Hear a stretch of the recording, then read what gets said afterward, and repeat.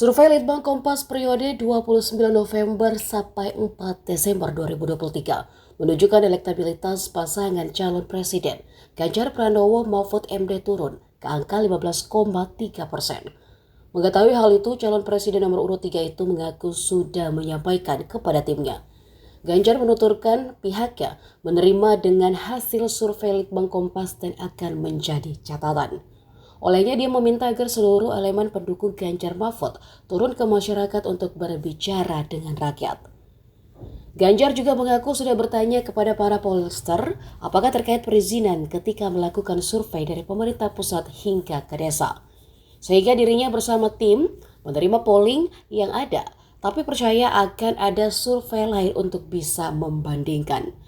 Dalam beberapa hasil survei elektabilitas pasangan Ganjar Mahfud memang mengalami penurunan drastis. Teranyar survei Litbang Kompas yang digelar periode 29 November hingga 4 Desember 2023 menunjukkan elektabilitas Ganjar Mahfud hanya 15,3%. Elektabilitas Ganjar Mahfud bahkan disalip pasangan Anies Baswedan, Muhaimin Iskandar yakni 16,7%. Sementara pasangan Prabowo Subianto Gibran Raka Buming Raka kokoh berada pada angka elektabilitas 39,3%.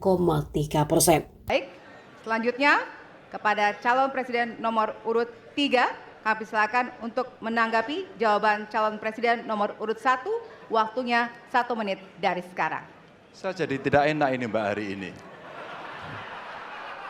Mohon maaf, saya tidak enak karena dua kawan saya sedang nagih janji dan membuka buku lama.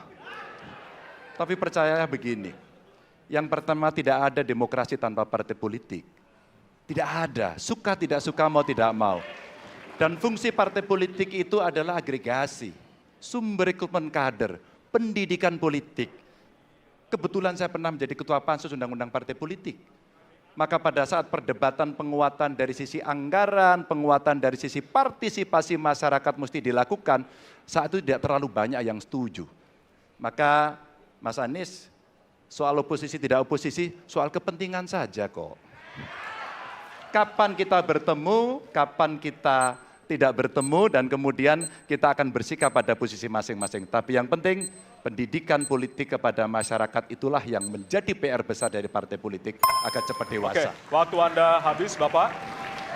Ya, dan kita akan lanjutkan.